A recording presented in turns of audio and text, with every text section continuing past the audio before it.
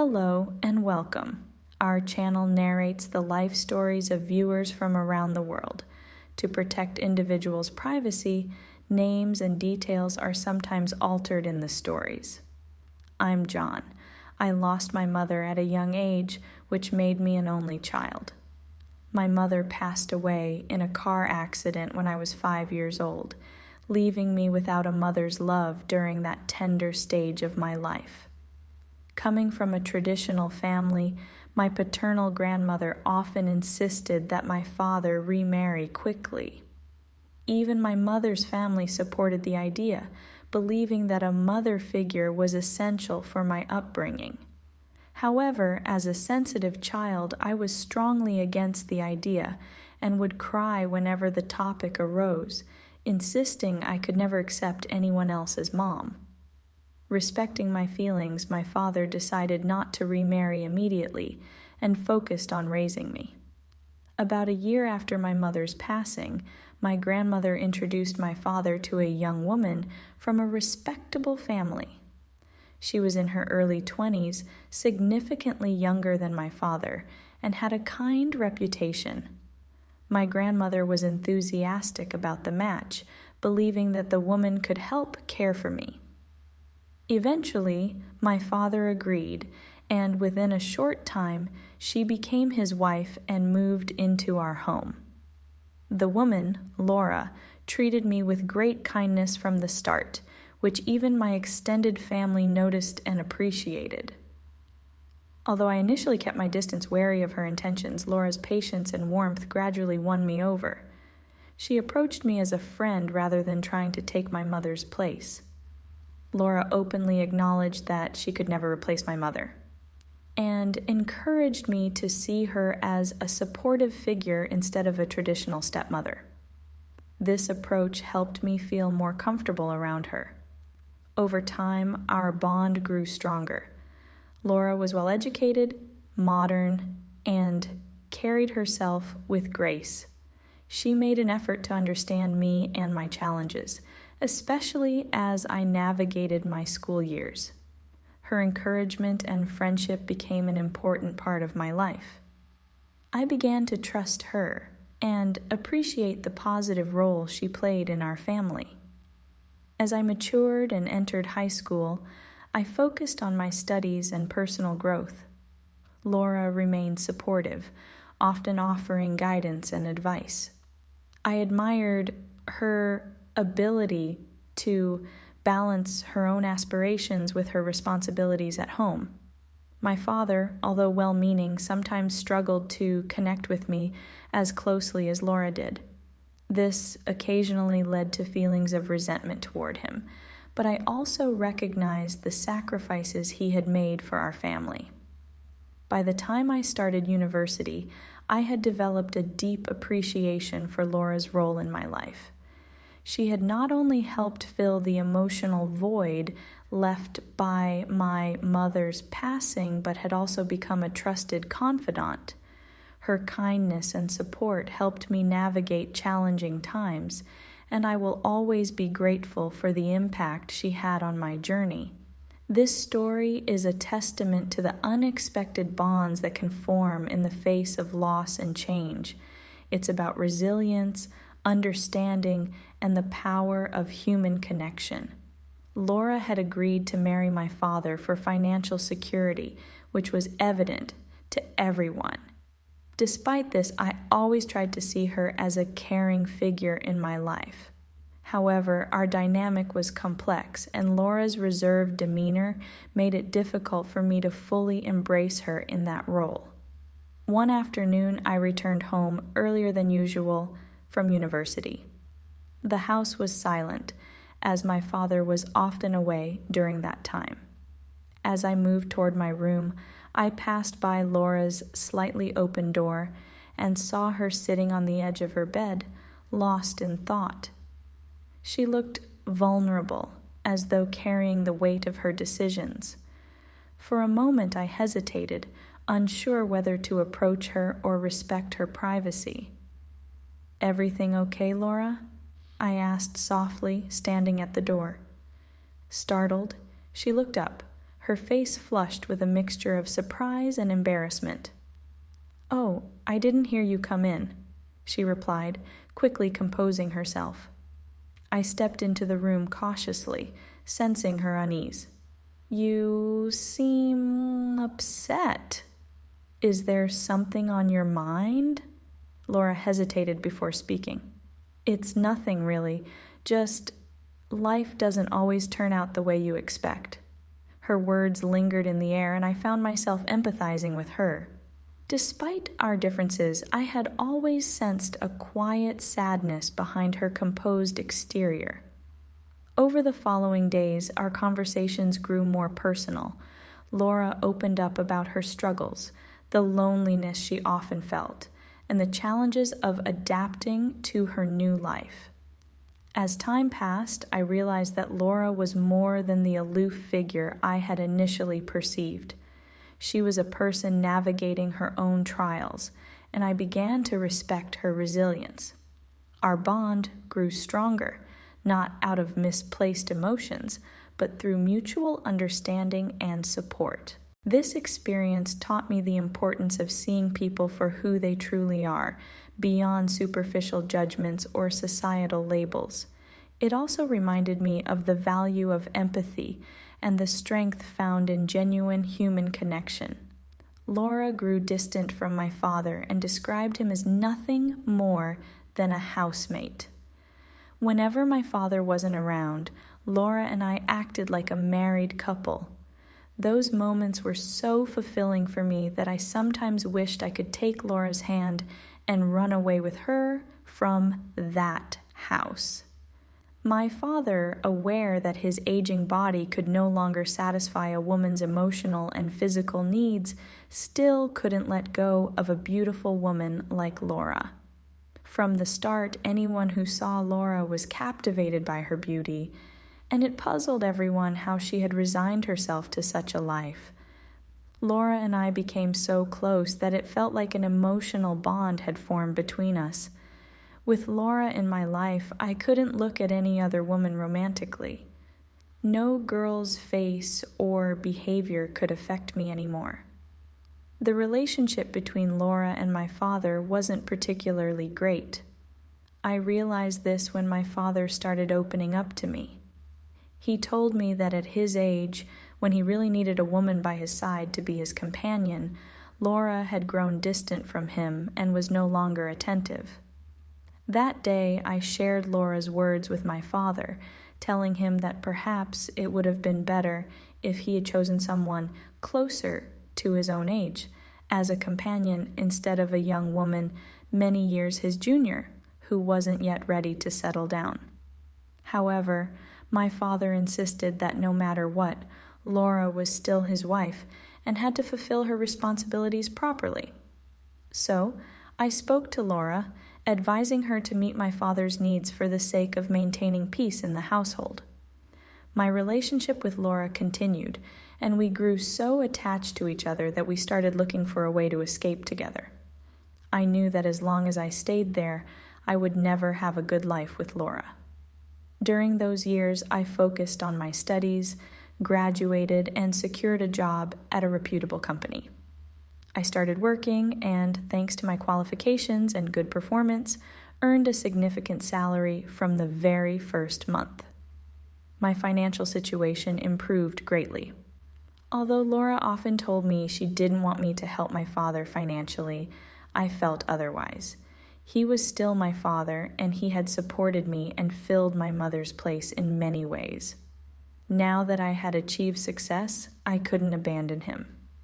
Despite Laura's objections, I sent financial support to my father every month. My father wasn't the kind of person to rely on me, and in the beginning, he even swore and insisted I save the money for my own future. Still, I considered it my duty. However, this led to serious arguments between Laura and me for the first time. Until then, I had never gone against her wishes. Despite her constant complaints, I had to remind Laura that no matter what, he was my father and had never done me any harm, so it wasn't her place to interfere. After this argument, Laura stayed upset with me for a few days, but even that didn't work. She realized she couldn't make me turn against my father, so the topic was never brought up again. Time passed, and Laura and I continued our secret relationship. I still envisioned my future with her, though some of her behavior didn't sit well with me. I didn't want my future wife to act inappropriately. I often asked Laura to dress more modestly or tone down her flirtatious behavior, but she never paid attention. It seemed as though Laura wanted to attract every man in the world.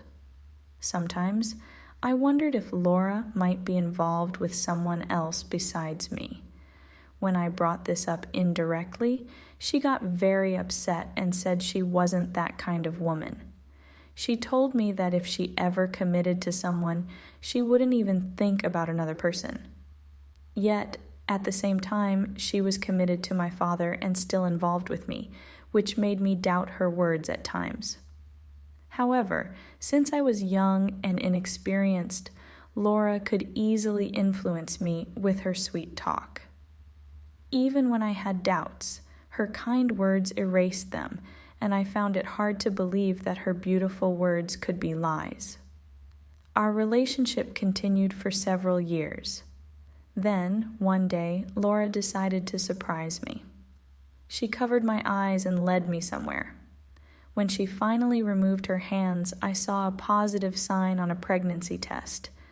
At that moment, I felt the greatest joy of my life. I couldn't believe that at such a young age, I was about to become a father. Overwhelmed with happiness, I embraced Laura. The excitement in her eyes gave me the courage to think about keeping the baby. After both of us were overwhelmed with happiness, I told Laura that if she agreed, we could keep the baby. Laura said she had always dreamed of having a child. Since my father couldn't have children anymore due to his health issues, she had come to terms with it. Laura told me she was willing to give up everything in her life just to have this baby and experience motherhood. Seeing Laura's enthusiasm, I assured her that I would do everything in my power to create a family for the three of us. Once the baby entered the picture, I no longer knew what was right or wrong. Months passed, and one night my father noticed Laura's growing belly and realized she was pregnant. Laura refused to admit anything to him. In those tense moments, I quickly gathered a few essentials for myself and Laura and told my father I was taking her to the doctor. Using this as an excuse, that night Laura and I left the house. Since I had enough money saved, I rented a small house in a distant neighborhood and furnished it. A few months later, my son, Skylar, was born. That moment was the sweetest of my life. Holding Skylar in my arms, I felt like every moment of my life up until then had been leading to that point. Laura felt the same way about Skylar. At first, everything between Laura and me was wonderful after Skylar was born. I worked outside while Laura took care of the house, and we had no problems, except for my concerns about Laura's attire. On the other hand, I sometimes thought that Laura, being older and more experienced than me, should know the boundaries of appropriate behavior for a married woman. When Skylar was just 6 months old, problems between Laura and me began to surface. Laura frequently complained that I spent too much time at work and only gave them attention at night. I knew these complaints weren't entirely fair, as I couldn't think of anyone around me who prioritized their family as much as I did. We went on trips almost every month, dined at restaurants every Thursday, and followed a routine to ensure quality family time. But Laura seemed to overlook these moments and focus only on the days I had to work. From that point on, our arguments started. Before that, we had no issues, but when I saw that Laura didn't understand my perspective, I began pointing out things, like asking her to dress more modestly or avoid being overly friendly with everyone. It felt like we were at odds with each other. One night, I tried to get close to Laura. While she usually responded warmly, that night she told me she wasn't in the mood for physical intimacy and wanted to think about her life. This upset me as I felt rejected, and it caused further tension between us. Over time, Laura's attitude began to change. She no longer paid much attention to Skylar and frequently complained, saying we should hire a nanny because she couldn't handle the responsibilities alone. Since I refused to follow Laura's suggestions, our disagreements grew more frequent. After Laura and I had been arguing frequently, one day I came home to find Skylar crying in his carrier. I called out for Laura, but there was no response. Then I noticed a letter beside Skylar. When I opened it, I read that Laura had fallen in love with someone else and could no longer continue living with me. As a man, it was incredibly hard to accept that she had shattered my trust and pride. Yet, I couldn't blame anyone else. I had brought this upon myself. Seeing how Laura had treated my father, I should have realized she wasn't someone who could truly commit. But I was blinded by my feelings, thinking that my youth and charm would keep her with me. Looking at Skylar, I was overwhelmed by the thought of raising him alone. That night, I held him close and cried, feeling the weight of my mistakes. I also felt that I was paying the price for what I had done to my father. The next day, I made up my mind and went to my father's house with Skylar. When my father opened the door and saw me holding the baby, it was as if he instantly understood everything. The last time we had argued was when he had noticed Laura's pregnancy, and both she and the baby disappeared afterward. Seeing Skylar in my arms confirmed everything for him. I couldn't hold back my tears. I handed Skylar to my father and begged for his forgiveness. My father let me in, which I took as a sign of acceptance. Once inside, he spoke to me, saying he never thought his greatest pain would come from his own children. However, seeing that I had suffered too, he was relieved to know that I had learned from my mistakes. He told me that I should have realized even in the beginning that Laura's behavior showed she wasn't someone fit for marriage. But he didn't dwell on the past. Instead, he focused on Skylar and said that at least Laura had given him the gift of a grandchild. From that day, I stayed with my father. I returned the rented house and hired a caregiver to help with both my father and Skylar. Since I had cut ties with family during my time with Laura, relatives started inquiring about me again. My father suggested it was time for me to find a suitable wife and rebuild my life. At work, I had met a woman named Zainab. She was kind, had gone through a failed marriage, and although she was young, she carried herself with maturity. I proposed to her, and she accepted, even knowing about Skylar. Zainab was happy to move in with my father and me, and we presented the story to relatives as if Laura had simply left my father's house. Years have passed since then. I never saw Laura again, and my life with Zainab has been peaceful and fulfilling. Zainab embraced Skylar as her own child, even though she had made it clear she didn't want children of her own. She eventually told Skylar the truth about his past, but it didn't change their bond. Skylar calls her mom. Looking back, I've come to understand that sometimes we knowingly make mistakes and must face the consequences. I've learned to judge people by how they treat others, not just how they treat us. Laura wasn't loyal to my father, and it was naive to think she would be loyal to me. Despite the pain and regret I've carried, I've been able to rebuild my life thanks to Zainab and my father's support. Together, we've built a happy and stable life, and I've found peace in the family we've created.